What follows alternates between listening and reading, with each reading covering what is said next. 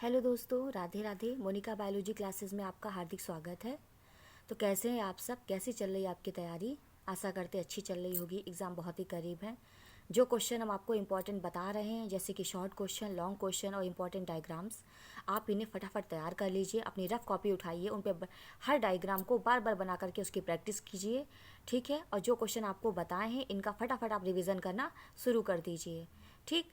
तो पिछले वीडियो में हमने आपसे यूनिट 2 के शॉर्ट क्वेश्चंस की बात की थी, और इस वीडियो में आज हम आपसे बात करने वाले हैं यूनिट 3 के शॉर्ट क्वेश्चंस की, कि यहाँ से लघु उत्तरीय प्रश्न कैसे बनते हैं। तो आइए देख लेते हैं हमारा पहला क्वेश्चन। सक्रिय तथा निष्क्रिय प्रतिरक्षा में अंतर लिखिए।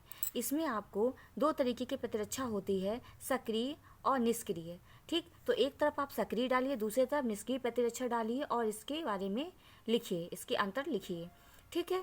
अगला क्वेश्चन है, भच्छी कोशिका पर टिप्पणी लिखिए कि भच्छी कोशिकाएं क्या होती हैं। हमारे शरीर में भच्छी कोशिकाएं होती हैं जो बिना मतलब की कोशिकाएं शरीर में बन जाती हैं। उनको ख़त्म करने के लिए उनको क्या करती हैं, उन कोशिकाओं का ये भक्षण कर लेती हैं, ठीक। तो इसलिए इनके नाम से ही लिखा हुआ है कि भच्छी कोशिका, यानी कोशिकाओं का भक्षण करने वाली कोशिकाएं जो होती हैं वो भच्छी कोशिकाएं होती हैं। इस पर आपको टिप्पणी लिखनी है। नेक्स्ट क्वेश्चन है, इंटरफेरॉन क्या है, इनका कार्य लिखिए। आपको इसमें इंटरफेरॉन के बारे में बताना ही है। केमिकल होता है और ये क्या करता है, इसके बारे में आप लिखिए, इसके काम क्या क्या होते हैं, ठीक। अगला क्वेश्चन है, टीकाकरण यानी वैक्सीनेशन पर टिप्पणी लिखिए। टीका क्या होता है, ये वैक्सीन क्यों दी जाती है, वैक्सीन की खोज किसने की थी, इस तरीके से बताते हुए आप आधा पेज कवर कर लीजिए, ठीक है। कि टीकाकरण क्या होता है, बाहर से इंजेक्शन सुई के माध्यम से कैसे हम किसी वैक्सीन को बॉडी के अंदर इंजेक्ट कराते हैं और रोगों से बचाने की कोशिश करते हैं, ठीक। तो टीकाकरण पर टिप्पणी लिखिए। बहुत इंपॉर्टेंट क्वेश्चन है बेटा, टिप्पणी करके बहुत ज़्यादा पूछे जाते हैं आपके पेपर में क्वेश्चन, ठीक। देखिए अगला क्वेश्चन, विषाणु द्वारा उत्पन्न एक रोग का नाम, लक्षण, उपचार तथा बचाव के उपाय बताइए। विषाणु से कौन सा रोग होता है, उसका रोग का नाम लिखना है, लक्षण लिखने हैं, उपचार और बचाव लिखने हैं, ठीक। जैसे एड्स जो होती है, एक ऐसी बीमारी जो कि विषाणु से होती है, इसके बारे में आप लिख दीजिए, इसका नाम, इसके लक्षण, इसके उपचार और इसका बचाव, ठीक है। एक पेज में कवर कर दीजिएगा इसे। अलग लॉन्ग में आता है ये क्वेश्चन, तो आप इसे 2-3 पेज में कवर करने की कोशिश करिए, ठीक। और इस विषाणु वगैरह का HIV का डायग्राम भी आप बना सकते हैं अगर ये लॉन्ग में आता है। अगला क्वेश्चन है, कैंसर पर टिप्पणी लिखिए। आपको कैंसर पर टिप्पणी लिखनी है कि कैंसर क्या होता है, क्यों होता है और इसका बचाव कैसे कर सकते हैं, इसका उपचार क्या है, ठीक है। कि कैंसर क्या होता है, कोशिकाओं की अनियमित वृद्धि होती है। जब बहुत सारी कोशिकाएं अनियमित रूप से क्या करती हैं, वृद्धि कर लेती हैं, तो ये इकट्ठी होकर क्या करती है, गांठ या ट्यूमर का रूप धारण कर लेती हैं, जिसे कैंसर कहते हैं, ठीक है। कैंसर कितने प्रकार के होते हैं, इनका उपचार कैसे होगा, इसके बारे में आपको लिखना है। अगला क्वेश्चन है, पीड़क जंतु या पेस्ट किसे कहते हैं, उदाहरण देकर समझाइए, ठीक। तो पीड़क जंतु पेस्ट को बताना है, उसका उदाहरण देना है।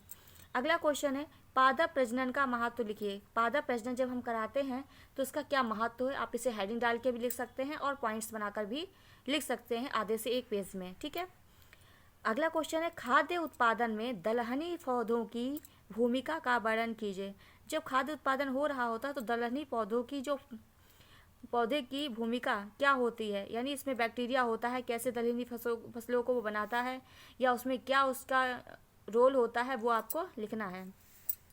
अगला क्वेश्चन है, जैविक आवर्धन पर टिप्पणी लिखिए। टिप्पणी करके क्वेश्चन बेटा बहुत ज़्यादा शॉर्ट में आते हैं, ठीक है, इन्हें आप तैयार करिएगा।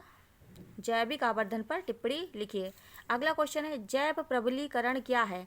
आपको बायोफोर्टिफिकेशन के बारे में बताना है, जैव प्रबलीकरण क्या है।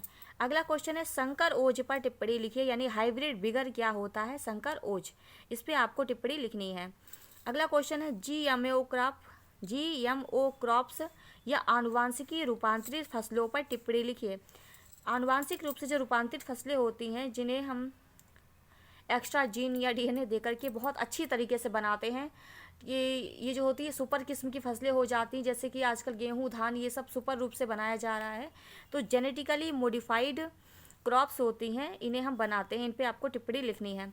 निम्नलिखित पर टिप्पणी लिखिए, ठीक है। तो अगला क्वेश्चन है, निम्नलिखित पर टिप्पणी लिखिए, जिसमें BT कपास बहुत इंपॉर्टेंट है बेटा। BT कपास और BT बैगन, इन दोनों पे बहुत ज़्यादा टिप्पणी पूछी जाती है। BT का मतलब होता है बेसिलस थ्रूनिजिएंसिस, एक बैक्टीरिया होता है, इसी के नाम से लिखा गया है बैसिलस thuringiensis, यानी कपास।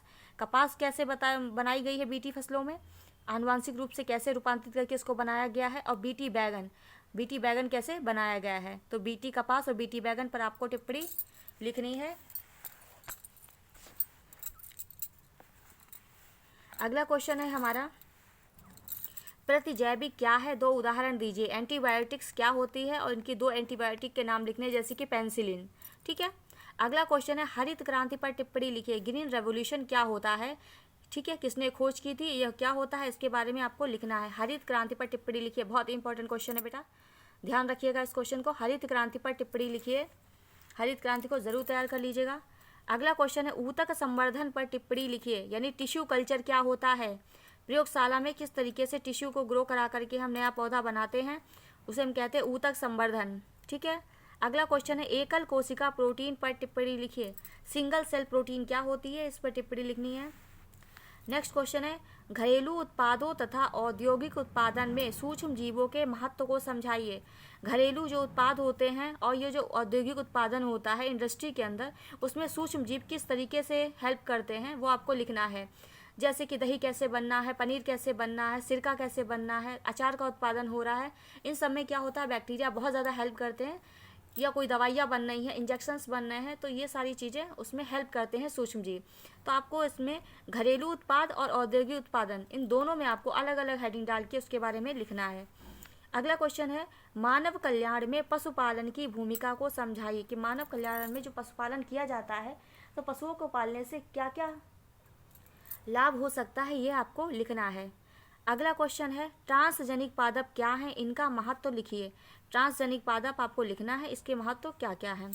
अगला क्वेश्चन है, बीटी फसलों पर टिप्पणी लिखिए। भाई आपको बैसिलस thuringiensis जो फसलें होती हैं उन पे आपको टिप्पणी लिखनी है। कौन कौन सी फसलें होती हैं, बीटी कपास, बीटी बैगन। ठीक है, आपको इन पर टिप्पणी लिखनी है। नेक्स्ट क्वेश्चन है, निम्न पर टिप्पणी लिखिए। जैव उर्वरक या जैविक खाद, और दूसरा है बाहित मल उपचार। तो इन दोनों पर टिप्पणी लिखनी है। ठीक, जैव उर्वरक या जैविक खाद क्या होती है और बाहित मल का उपचार कैसे किया जाता है, या बाहित मल क्या होता है, इस पर टिप्पणी लिखनी है। अगला क्वेश्चन है, बायोगैस उत्पादन या बायोगैस संयंत्र पर टिप्पणी लिखिए।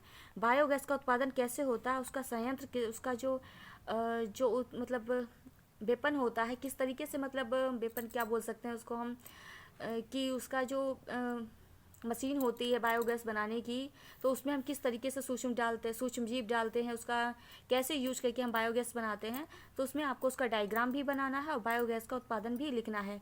तो इस तरीके से बेटा आपको ये क्वेश्चंस तैयार करने हैं। बहुत ज़्यादा क्वेश्चन पूछे जाते हैं, ठीक है, इन्हें आधे से एक पेज में लिखना है। मैं बार बार एक ही बात बोल रही हूँ, क्योंकि आपकी कॉपी पूरी तरह से भरी होनी चाहिए। ठीक, इसलिए आपको खूब अच्छा खूब ज़्यादा लिखना है, हेडिंग डाल के लिखना है, लेकिन जितना इंपॉर्टेंट हो उतना ही लिखना है। ये भी नहीं कि कुछ भी उठा के लिख दिया, ऐसा भी नहीं करना है। आपको इंपॉर्टेंट हेडिंग डाल के हर चीज़ को साफ़ सुथरी मतलब राइटिंग में आपको लिखना है। ठीक है, तो इस तरीके से आप पेपर को तैयार करिए, अच्छे एग्ज़ाम्स दीजिए। आगे के क्वेश्चन हम आपको अगले वीडियो में बताएंगे। ठीक है, धन्यवाद।